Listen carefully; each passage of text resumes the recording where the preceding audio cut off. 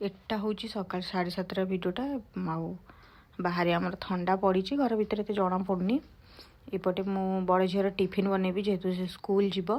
तो आगे मुझे सेटअप करदेली सान पाई आउ तले आम ताकू दो कि ठंडा सकाशे बहुत कपड़ा देकी सेटअप बनवा पड़ो तो मु सोफारे ही चारिड़े ताकू माने ब्लॉक कर दीची आउपटे मु बड़ झीर टिफिन बनवाई ये परिवा सब काटिकी रखीदी तो मु आज बनाऊँगी पाव भाजी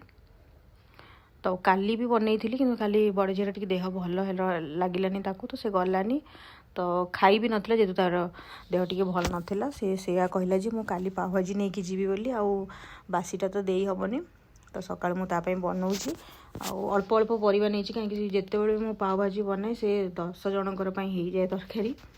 तो आज टी अल्प अल्प नहीं बनई देखू केते होउची तो एपटे मु प्रेसर कुकर ही बनाऊँगी डायरेक्ट तापर एपटे टी झील को देखीदे कौन कर तो से तार खेलुची तो प्रेसर कुकर में बटर नहीं गली से जीरा पकईदेली तापर पियाज को भल भाव में भाजिकी टमाटर को भी भल भाव में भाजीदेली तापर अदा रसुण पेस्ट आउ गुंड मसला आउपटे पाव भाजी मसला देकी ताको भल भाव कषिदेली एपटे ये भी ऑफिस रू पलैले कहीं नाइट शिफ्ट थिला तो ये सकाल सकाल पलैले ये आउ टिफिन भी ऑफिस रे जो दिया हुए नहीं पलि आसछन्ती तो टिफिन आज थिला कोबी पराठा आउ कोबी पराठा संगे गोटे टमाटर खट्टा तो कहबिनी कि आचार भी कहबिनी गोटे बढ़िया जिनस थिला बहुत बढ़िया लगुला सेटा तापर एपटे पाव भाजी माने रेडी हो गलानी तापर ये देदेबा आम धनिया पत्र टिके तो ये पूरा टिके पानी मरीगले जमती कि टिफिन रे रखिला भाया कले ठीक हम ना सबुआड़े हो